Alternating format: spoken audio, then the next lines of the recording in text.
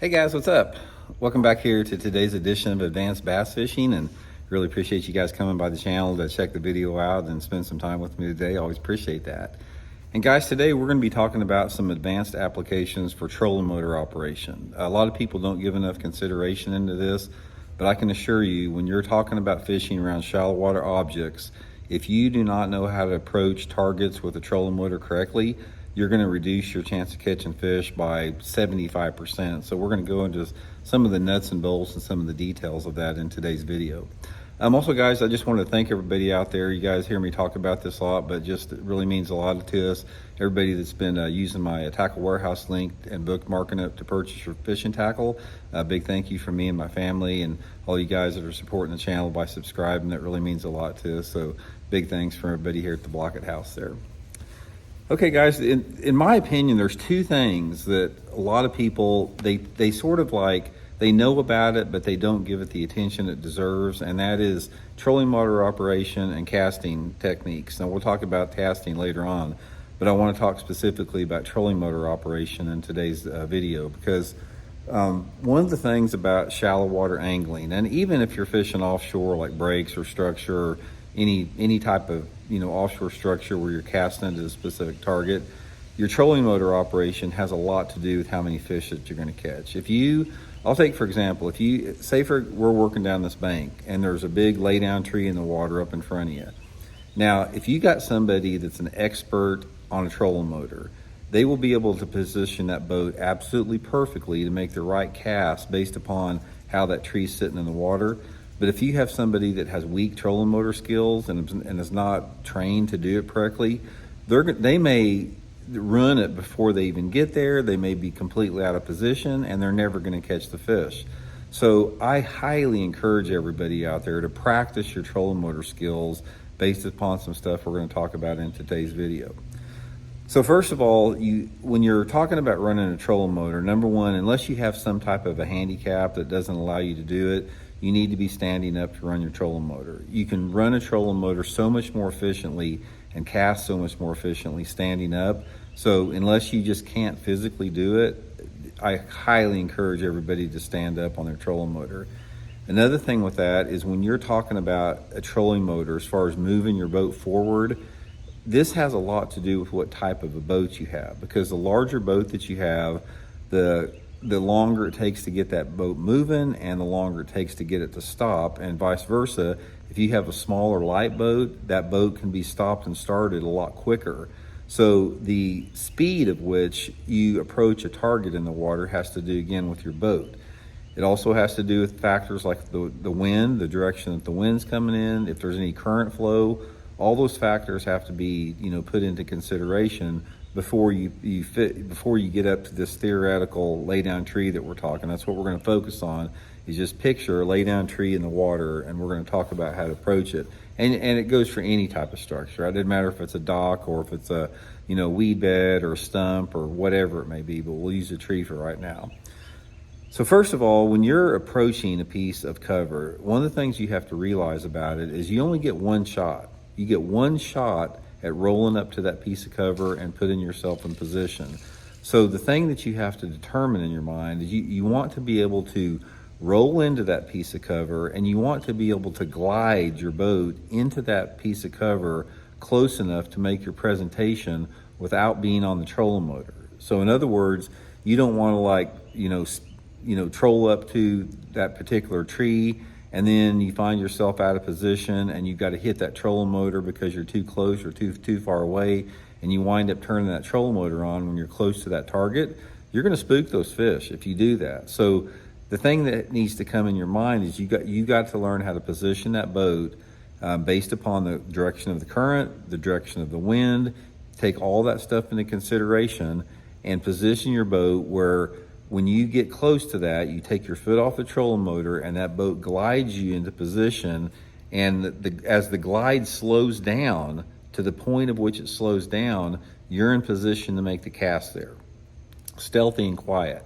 Now, depending upon the technique that you're using, that you can approach it different ways. If you're casting a topwater plug, or if you're casting, a spinner bait or a crankbait, you might be able to stay a little bit farther away from that tree and make your cast around the edges of it. But if you're pitching and flipping or trying to throw a spinnerbait like through the limbs of it where you have to get closer, you may have to be closer to that particular target, so that the positioning and how you approach that is even more important if you fall away. So as you're coming up to this tree, again, like I said, you have to consider your boat weight, the boat speed from the trolling motor, see if there's any current involved, which direction that current's coming from, pay attention to the wind direction and the wind speed and how that's affecting your boat. And the way that you do that is before you get to that piece of cover, take your foot off the trolling motor and just take note of all that type of stuff. How does the wind blow you? What direction is the wind going to blow you as you approach that? And the same with the current. And there's two different ways to approach cover. I prefer to approach cover going down current or with the wind, unless the wind is too strong. Because if you learn how to position your boat like you're gently gliding down with the current or with the wind, you even become more quieter. But if you try to work into the wind or into the current, you're going to have to stay on that trolling motor a lot longer. Now, sometimes you have to. Sometimes the wind may be too strong or the current may be too strong. It blows you right past the cover. Sometimes you don't have any other choice. But if you do have some type of a choice where it doesn't put you out of control, always try to go with the wind or with the current. That goes against a lot of common thought, but I can tell you right now, guys, those fish know you're there. If the fish in that lay down tree that you're getting ready to fish, they know you're there 100 yards before you even get there.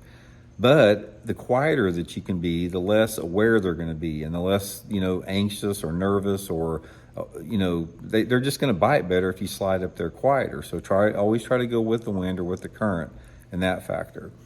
Next thing you have to do is before you get to that piece of cover and as you're on your way up there, try to study where the high percentage area of that tree is. Now, a lot of that has to do with the complexity of the tree, like, how the limbs are coming off the tree, how the sunlight angle's hitting it. Obviously, you always want to try to cast around the shady area. So look at that tree before you get to it and take those considerations in, the wind, the current, where the shade's at. Look at how the tree fell into the water. Look at the angles you're going to have to cast at to come parallel next to a lot of those limbs, and then approach the cover based upon that. Sometimes you can approach the cover straight on. Sometimes you got to come at an angle. Every single situation is different in terms of how you're going to approach that, how it lays in the water.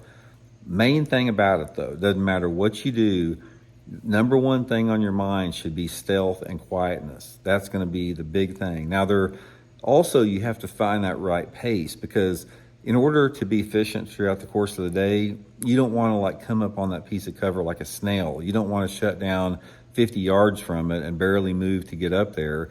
You want to be able, and again, you don't want to go too fast on it where you come in too hot on the piece of cover, and then you got to back the boat up and you prop wash into the cover. You don't want that.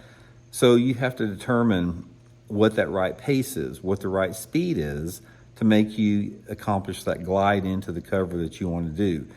This just takes practice, guys. I can say, I just told you the key points of it, but ultimately you have to have that hand muscle memory, body coordination, combined with all those factors that I talk about to actually execute your boat positioning.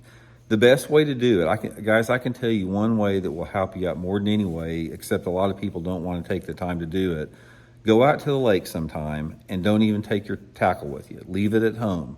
Just go out there with your boat and your trolling motor and spend all day approaching cover. Just come at it at different angles. Learn to come in with that glide that I talked to you about. Understand your trolling motor. Get familiar with how it feels. And if you spend a day doing that, you would be surprised how you can be a master trolling motor operator. And in correlation with that, you're always aware of the speed dial on your trolling motor.